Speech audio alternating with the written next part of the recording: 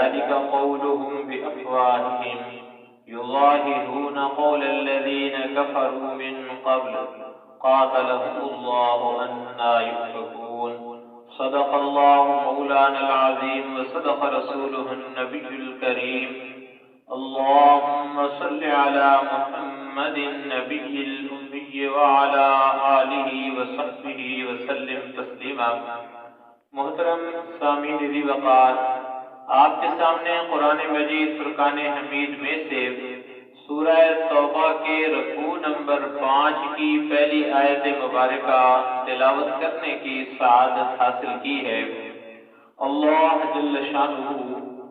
یہود و نصارہ کی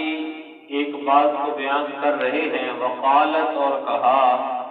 الیہود، یہودیوں نے، عزیر ابن اللہ، کہ عزیر علیہ السلام ابن اللہ یعنی اللہ کے بیٹے ہیں۔ تو یہ انہوں نے ایک بات گھڑی اپنی طرف سے، اور وہ کہنے لگے کہ عزیر علیہ السلام اللہ کے بیٹے ہیں، جبکہ وہ اللہ کے ایک بندے اور اللہ کے نبی تھے، لیکن یہودیوں نے ایک یہ عقیدہ گھڑ لیا کہ وہ اللہ کے بیٹے ہیں۔ وقالت، اور کہا،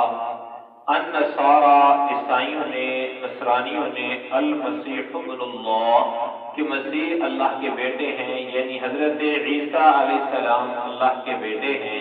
تو انہوں نے یہ بات کی، وہ یہود کہنے لگے کہ عزیر علیہ السلام اللہ کے بیٹے ہیں، اور عیسائی کہنے لگے کہ عیسیٰ علیہ السلام اللہ کے بیٹے ہیں۔ اور یہ جو وقالت کہا جا رہا ہے، اس سے مراد جماعت ہے۔ سب یہودیوں نے، یہ سب عیسائیوں نے یہ نہیں کہا۔ عیسائیوں کے اندر بھی مختلف گروہ ہیں، یہودیوں کے اندر بھی مختلف گروہ ہیں، اور جس طریقے سے مسلمانوں کے اندر ہمارے لوگ مختلف سوچ رکھتے ہیں، ان کے ہاں بھی مختلف سوچ والے لوگ پائے جاتے ہیں۔ ان میں سے ایک بڑی جماعت نے، بڑے لوگوں نے کہا کہ وقالت الیہود عزیر ابن اللہ، کہ عزیر علیہ السلام اللہ کے بیٹے ہیں۔ اسی طریقے سے عیسائیوں میں سے ایک بڑے گروہ نے کہا کہ حضرت عیسیٰ علیہ السلام اللہ کے بیٹے ہیں۔ ذالک قولہم بافواہہم، یہ ان کی باتیں ہیں، بےفہم ان کے منہ کی، یعنی ان کے منہ کی باتیں، ان کی کوئی حقیقت نہیں ہے، ان کے پاس ان کی کوئی دلیل نہیں ہے۔ اللہ کہہ رہے ہیں کہ جو باتیں کر رہے ہیں کہ عزیر علیہ السلام اللہ کے بیٹے، عیسیٰ علیہ السلام اللہ کے بیٹے، اس کا کوئی وجود نہیں ہے، یہ صرف ان کے منہ کے اوپر جو باتیں آ رہی ہیں وہ کہہ رہے ہیں۔ یظاہرون قول الذین کفروا من قبل، تو اس سے پہلے بھی لوگ، کافروں میں سے کچھ لوگ ایسی باتیں کر چکے ہیں، انہیں ملا چکے ہیں، آپس کے اندر خلط ملط کر چکے ہیں۔ تو یہ کوئی نئی بات نہیں، یہ جو بات کر رہے ہیں اس سے پہلے بھی ایسی باتیں کی جاتی رہی ہیں۔ زیادہ فرمایا جا رہا ہے کہ قاتلہم اللہ، تو ان سے اللہ ان کو اس کی سزا دیں گے، ان سے قتال کریں گے، اللہ کے لیے ان سے قتال کرو۔ انا یؤفکون، پھر تم کہاں بہ کے جاتے ہو؟ ان کو کیوں چھوڑ رہے ہو؟ کس بات کی وجہ سے چھوڑو مت۔ انا یؤفکون، کدھر پھسل کے جا رہے ہو؟ ان سے قتال کرو، اللہ نے تمہیں ان کے ساتھ قتال کرنے کا حکم دیا ہے۔ تو یہ بات فرمائی جا رہی ہے کہ ان کی بات مت سوچو کہ یہ جو کہہ رہے ہیں ان کی جو باتیں ہیں کہ ہم اللہ والے ہیں، یہ ساری باتیں، یہ ایسی باتیں نہیں ہیں۔ ظاہر ہے کہ وہاں مدینہ کے اندر ایک بات پہلے تھی کہ یہود جو ہے وہ اہل علم ان کے ہاں جانے جاتے تھے، یا یہ بھی اہل نصارہ بھی اہل کتاب تھے، جس وجہ سے ان کے متعلق بھی اس کے متعلق فرمایا جا رہا ہے۔ پھر فرمایا جا رہا ہے کہ اتخذوا احبارهم ورهبانهم اربابا من دون اللہ، اتخذوا، پکڑ لیے انہوں نے، احبارهم، جو ان کے احبار تھے، ورهبانهم، اور ان کے رہبان تھے۔ احبار علماء کو، اہل علم کو کہا جاتا ہے، اور رہبان جو ہے درویش۔ اور ہر دور کے اندر یا ہر امت کے اندر ایک نام ہوتا ہے، جیسے آج کل عالم کہا جاتا ہے، مولوی صاحب کہا جاتا ہے۔ اس دور کے اندر جیسے حواری کسی دور کے اندر کہا جانے لگا، کسی دور کے اندر احبار، کسی دور کے اندر رہبان، کہ ان کی اصطلاحات ہیں۔ یہ جو کہا جاتا ہے احبار، اہل علم کو کہا جاتا ہے، رہبان درویش جو صوفی منش لوگ تھے ان کے متعلق فرمایا ارباب من دون اللہ، تو انہوں نے اللہ کے ماں سوا رب بنا لیے، اتخذوا، پکڑ لیے، انہوں نے رب بنا لیے ہیں۔ اب اس سے مراد یہ نہیں ہے کہ جیسے اللہ کی ذات کو مانتے ہیں، جیسے اللہ سے توقعات وابستہ کی جاتی ہیں، جیسے اللہ سے ایسی انہوں نے دوسری چیزوں کو بنا لیا۔ اور والمسیح ابن مریم، اور حضرت مسیح یعنی عیسیٰ علیہ السلام جو ابن مریم علیہ السلام کے بیٹے ہیں، ان کو انہوں نے اللہ کے ماں سوا الہ بنا لیا ہے۔ یہ آگے بھی آئے گا، پہلے گزر چکا ہے، لقد کفر الذین قالوا ان اللہ ثالث ثلاثہ۔ عیسائیوں کے اندر مختلف نظریات، انہوں نے کسی نے تو کہا کہ عیسیٰ علیہ السلام حقیقت کے اندر خدا ہے، کبھی وہ عرش پہ ہوتے ہیں کبھی وہ فرش پہ ہوتے ہیں، کبھی انہوں نے کہا کہ نہیں جی عیسیٰ علیہ السلام بھی خدا ہے، ان کی ماں بھی خدا ہے اور اللہ بھی خدا ہے، یعنی مختلف ان کے گروہ اور ان کے نظریات۔ لیکن بات یہاں بھی کہی جا رہی ہے کہ ان کے جو احبار تھے، رہبان تھے، انہوں نے اللہ کے ماں سوا کو رب بنا لیا اور حضرت عیسیٰ علیہ السلام کو انہیں بنا لیا، اور پھر فرمایا جا رہا ہے کہ وما امروا، حالانکہ وہ حکم نہیں دیے گئے، انہیں اس چیز کا حکم نہیں دیا گیا تھا کہ تم اللہ کو چھوڑ کے اوروں کو جو ہے الہ بنا لو، اوروں کے ساتھ اپنی توقعات اپنی امیدیں وابستہ کر لو۔ فرمایا الا لیعبدوا، مگر یہ کہ وہ بندگی کریں الہ واحدا، ایک ہی الہ کی۔ انہیں بھی کہا گیا تھا کہ ایک ہی الہ کی بندگی کرو، اور پیچھے گزر چکا اور آگے بھی آئے گا سورہ ہود کے اندر بھی کہ جتنے انبیاء کرام نے دعوت دی، انہوں نے کہا کہ لوگوں ایک اللہ کو مانو، اور سب کا کلمہ ایک ہی تھا، لا الہ الا اللہ آدم صفی اللہ، لا الہ الا اللہ موسیٰ کلیم اللہ، لا الہ الا اللہ پہلا جز ہر نبی کے دور کے اندر ایک الہ، لا الہ الا اللہ کہ کوئی بھی الہ نہیں اللہ کے علاوہ، صرف اللہ کی ذات الہ ہے، باقی بعد میں دوسرا جز بدلتا رہا کلمے کا، لیکن پہلا جز ایک ہی رہا۔ یہاں بھی یہی کہا جا رہا ہے کہ الا لیعبدوا الہ واحدا،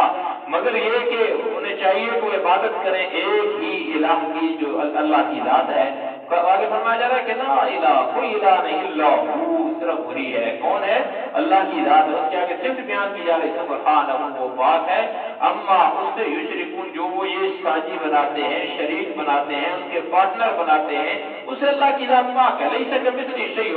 اللہ جیسی کوئی اور ذات نہیں ہے، جو اللہ کی صفات ہے کسی اور کے اندر اس درجے کی وہ صفات موجود نہیں ہے، اللہ اکیلا ہے، قل هو اللہ احد، وہ اکیلا ہے، اس کا کوئی شریک نہیں کسی چیز کے اندر، اکیلی ذات ہے۔ تو اس کے متعلق فرمایا جا رہا ہے کہ لا الہ الا هو سبحانہ عما یشرکون، ان کی بات کی جا رہی ہے، اور پھر آگے فرمایا جا رہا ہے کہ یریدون ان یطفئوا نور اللہ، وہ ارادہ کرتے ہیں یہ کہ یطفئوا، مٹا دے، نور اللہ، اللہ کے نور کو، اللہ کی روشنی کو، اپنے منہ کی باتوں کے ساتھ، یعنی جو اللہ نے نور بھیجا ہے، اللہ نے جو روشنی بھیجی ہے، اللہ نے یہ جو دین ان کو دیا تھا، اس دور کے اندر ان کی روشنی تھی، آج جیسے ہمارے لیے قرآن مجید فرقان حمید اور نبی پاک صلی اللہ علیہ وسلم کی تعلیمات ہیں، یہ نور ہے۔ اس دور کے اندر جو تعلیمات الہی تھی اس کے متعلق کہا جا رہا ہے کہ وہ یہ چاہتے ہیں، نہیں یطفئوا، یہ کہ وہ مٹا دیں، نور اللہ، اللہ کی روشنی کو بے فہم اپنے منہ کی باتوں کے ساتھ، وَيَأْبَى اللَّهُ إِلَّا أَن يُتِمَّ نُورَهُ، اور اللہ جل شانہ تو یہ نہیں چاہتے تھے، یعنی اللہ جل شانہ یہ نہیں چاہ رہے تھے کہ وہ مٹا دیں، الا ان یتم نور، اللہ کیا چاہ رہے تھے؟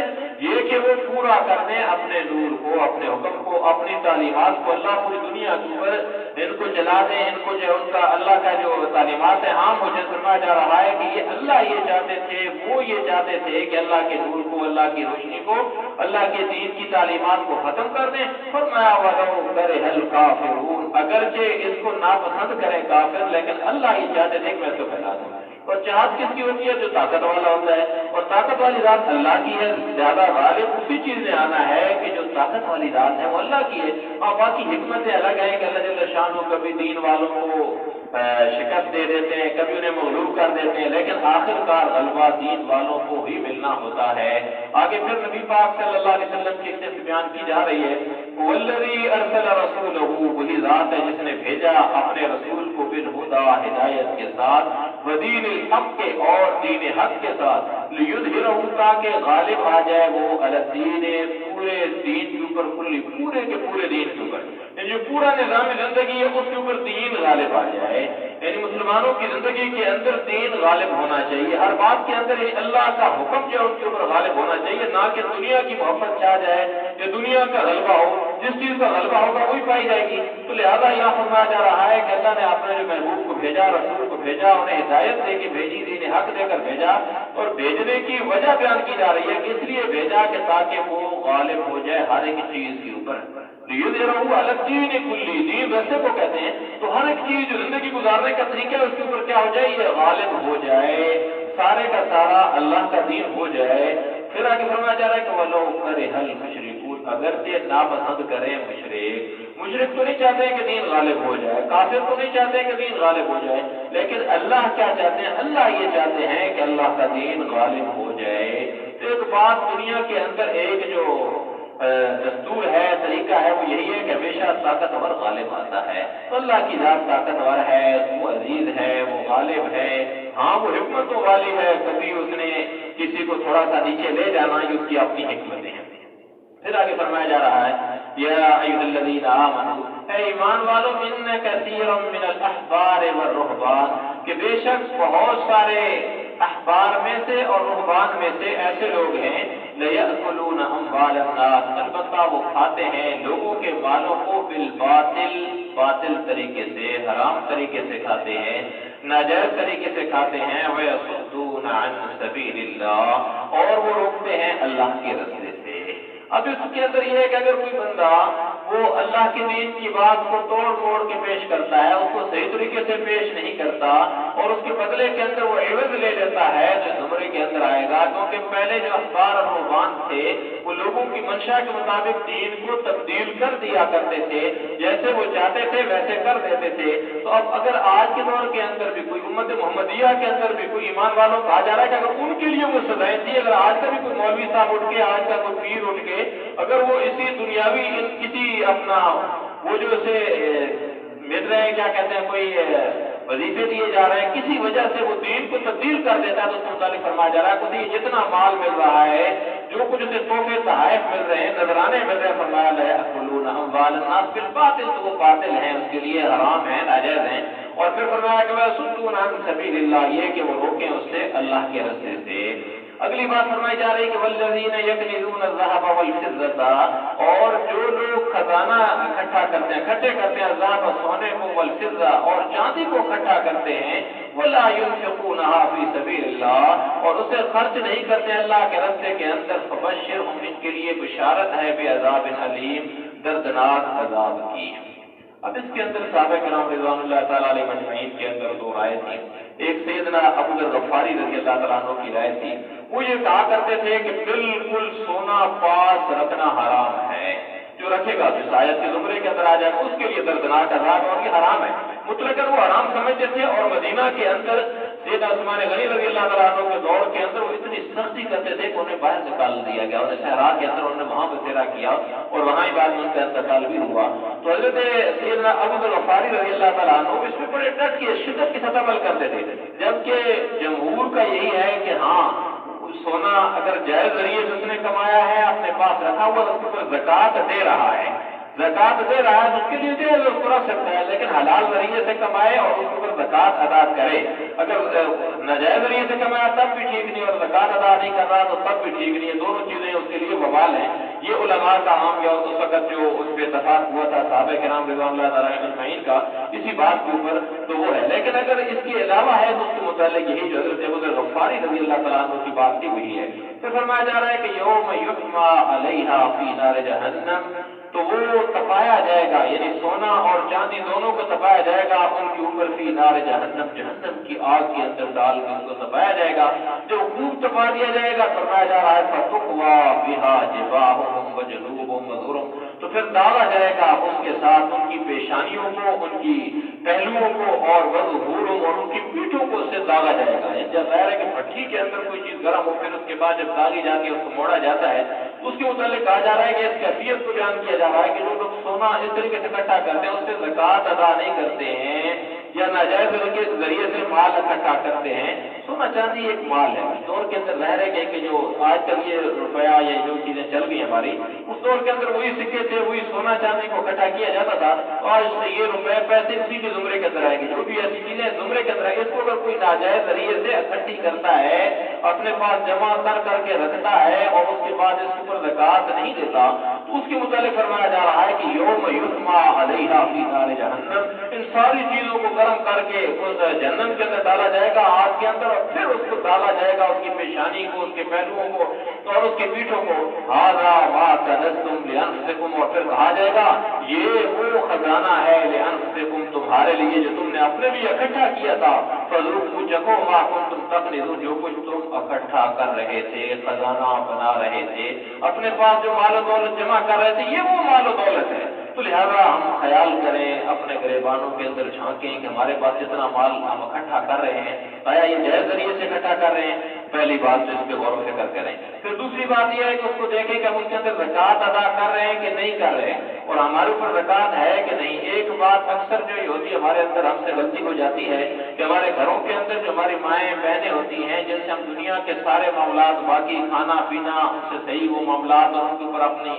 کرتے ہیں کہ بھئی اس طریقے سے کرتی ہیں، لیکن کبھی اس چیز کا خیال نہیں کیا کہ ان کے پاس سونا موجود ہے۔ ایک عورت کے پاس 1 تولہ سونا ہے اور اس کے پاس 100 روپیہ ہے یا 1 روپیہ ہے، وہ سال بھر رہتا ہے تو وہ صاحب نصاب ہے۔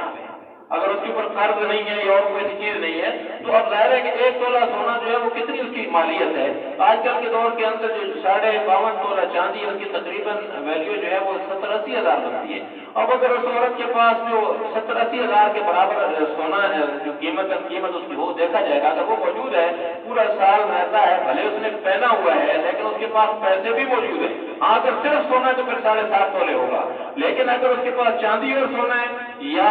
روپیہ پیسے اور اس کے بعد سونا ہے تو اس کے اگر 1 تولہ بھی ہے تو اس کے اوپر زکوٰۃ ہوگی۔ اس چیز کا خصوصیت کے ساتھ خیال کریں، کل نہیں تو وہ حدیث کے اندر جو آتا ہے کہ ایک عورت 4 بندوں کو جہنم کے اندر لے کے جائے گی، جب اسے کہا جائے گا کہ تم نے کیوں نہیں زکوٰۃ ادا کی تو وہ کہے گی مجھے تو پتہ ہی نہیں تھا، میں تو مسجد کے اندر جاتی نہیں تھی، مجھے تو یہ مسائل کا پتہ نہیں چلتا تھا۔ اس وقت میں اور آپ پکڑے جائیں گے، تو لہٰذا اس چیز کا بھی خصوصیت کے ساتھ خیال کریں۔ اسی طریقے سے یہ ہم نے جو پلاٹ لے کے رکھے ہوتے ہیں تجارت کے لیے اچھا ریٹ ملے گا بیچ دیں گے، مختلف چیزیں شیئر لے کے رکھے ہوتے ہیں، مختلف چیزیں خریدی ہوتی ہیں تجارت کے لیے، ان کو بھی دیکھ لیں گے وہ کس زمرے کے اندر آتی ہیں۔ ان عدت الشہور عند اللہ 12 شہرا، بے شک یہ جو گنتی کے اشہور مہینے ہیں عند اللہ کے ہاں 12 وہ 12 ہیں، اشہر شہرا 12 مہینے ہیں، فی کتاب اللہ جو اللہ نے لکھ رکھے ہیں، یوم خلق السماوات والارض، جس دن اللہ نے زمین و آسمان کو پیدا کیا، منہا 4 حرم، اس میں سے 4 حرمتوں والے مہینے ہیں، رجب، ذی القعدہ، ذو الحجہ اور اس کے بعد محرم کا مہینہ۔ یہ 3 اور 1 رجب، یہ 4 مہینے ایسے ہیں کہ حرمتوں والے مہینے ہیں۔ ان کے اندر زمانہ جاہلیت کے اندر بھی اور بعد میں اس کے وقت لڑائی اور اس چیزوں سے خیال کیا جاتا تھا۔ اب اس کے متعلق جو لوگوں کے اندر بات پائی جاتی تھی اس کو بیان کیا جا رہا ہے کہ ذالک الدین القیم، یہ دین بالکل انصاف پر مبنی ہے۔ فلا تظلموا فیہن انفسکم، کہ تم نہ ظلم کرو آپس میں ایک دوسرے کے اوپر، وقاتلوا المشرکین کافۃ، اور قتال کرو مشرکین کے ساتھ اکٹھے ہو کر، کما یقاتلونکم کافۃ، جیسا کہ وہ اکٹھے ہو کے قتال کرتے ہیں۔ یہاں مسلمانوں کو اجتماعیت کی دعوت دی جا رہی ہے کہ مسلمانوں اکٹھے ہو جاؤ، چھوٹی چھوٹی باتوں کے اوپر آپس کے اندر نزاع مت کرو۔ یہ ایسی چیز راج امت کے اندر مختلف فرقے گروہ بن رہے ہیں چھوٹی چھوٹی باتوں کے اوپر۔ کافر تو چاہتا ہے یہ کہ ہم بکھر جائیں، اور ہمیں بکھیرنے کے لیے وہ چھوٹی چھوٹی باتیں ہمارے اندر چھوڑ دیتا ہے۔ آج میڈیا کا دور ہے، کسی نہ کسی طریقے سے بندوں کو اندر چھوڑ دیتا ہے، ہم لڑنا شروع کر دیتے ہیں کہ یہ تو یہ کام کرتا ہے، یہ تو اس حدیث پہ عمل کرتا ہے، یہ اس پہ نہیں کرتا، اور ہم نے اس کی وجہ سے گروہ بنا لیا۔ تو اس کے متعلق فرمایا جا رہا ہے کہ وقاتلوا المشرکین کافۃ، ایمان والے تم یکجان ہو جاؤ، یکجان ہو کے لڑو۔ ایسا نہیں ہے کہ یہ لڑ رہا ہے اور تمہیں آپس کے اندر لڑایا جائے۔ امت کے اندر ہمیشہ کافر نے جب بھی نقصان دیا تو ہمیں آپس کے اندر لڑا کے دیا، فرمایا کما یقاتلونکم کافۃ، جیسا کہ وہ تمہارے ساتھ اکٹھے ہو کے لڑتے ہیں۔ وَاعْلَمُوا، اور جان رکھو، ان اللہ مع المتقین، بے شک اللہ تقوی والوں کے ساتھ ہے۔ کسی جماعت کے ساتھ نہیں ہے کہ فلاں مسلک سے تعلق رکھتا ہے، فلاں اس کے ساتھ اللہ اس کے ساتھ نہیں، اللہ تقوی والوں کے ساتھ، اللہ کی مان کے اپنی زندگی گزارنے والے ہیں ان کے ساتھ اللہ کی نصرت ہے۔ اب فرمایا جا رہا ہے کہ انما النسیء، بے شک جو لوگ بھلا دیتے ہیں، تبدیل کر دیتے ہیں۔ ان مہینوں کے متعلق کافروں نے کیا انداز رکھا ہوا تھا کہ چلو جی اس دفعہ رجب کا مہینہ بعد میں لے آتے ہیں، اب لڑائی ہم نے کرنی ہے اس مہینے کے اندر، رجب کا مہینہ ہے اس کو چینج کر دیا، آگے لے گئے۔ محرم کے مہینے کے اندر لڑائی کرنی ہے تو چلو اس دفعہ محرم کو ہم پیچھے لے جاتے ہیں، آگے لے جاتے ہیں، اپنی مرضی کے اندر تبدیل کر دیا کرتے ہیں۔ اس کے متعلق فرمایا جا رہا ہے کہ انما النسیء،